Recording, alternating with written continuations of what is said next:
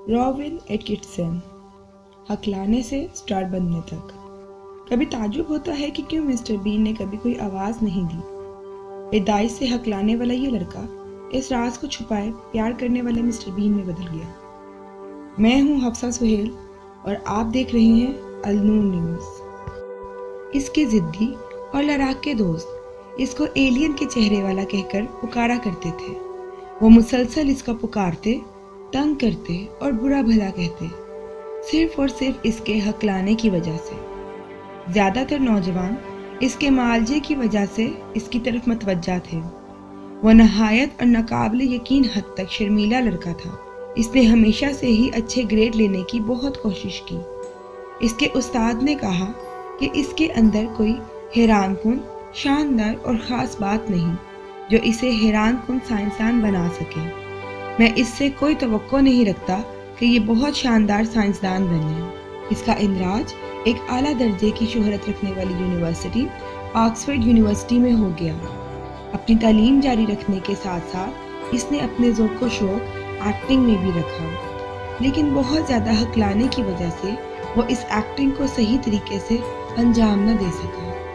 इसने मास्टर की degree electrical engineering में हासिल की, लेकिन वो अपनी एक्टिंग के शौक़ को जारी रखना चाहता था। तो फिर इसने एक मज़ाहिया ग्रोह का इंतखाब किया, लेकिन इतनी मेहनत के बावजूद भी कुछ हासिल न हुआ।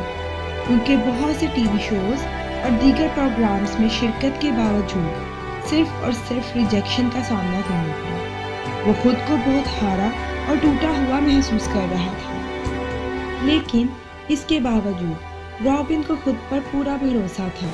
इसके इरादे पुरअज़्म थे और इसी पुरअज़्मी की वजह से इसने अपने ख्वाब का ताक़ुब किया और इन्हें पूरा करने की कोशिश की, लेकिन इसके बावजूद इसे बार बार रिजेक्शन का सामना करना पड़ा।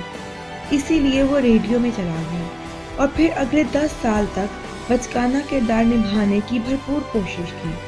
जब इसने मुख्तलिफ दीगर त्योहारों में परफॉर्म करना शुरू किया तो इसके इस बचकाना और बिन बहाते किरदार की ऐसी तस्वीर कशी हुई कि लोग कहके और दहाड़े मार मार कर इस लड़के पर हंसते थे।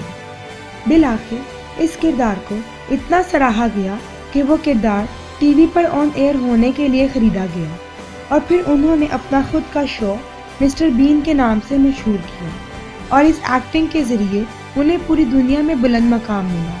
अब रॉबिन ने खुद को हकलाहट की वजह से आज़ाद कर दिया, लेकिन फिर भी वो कहीं ना कहीं फ़िक्रमंद था। फिर भी मजमूई तौर पर इसने हकलाहट को अपना हथियार बनाया और आज इसकी वजह से वो दुनिया में मशहूर तरीन कॉमिक्स में से एक हैं। इनका दायरा कार $130 मिलियन है।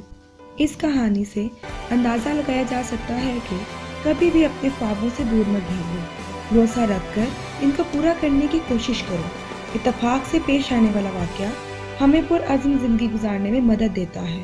अपने ख्वाबों का ताक़ुब करो। मज़ीद मालूमात के लिए हमें फॉलो करें। शुक्रिया।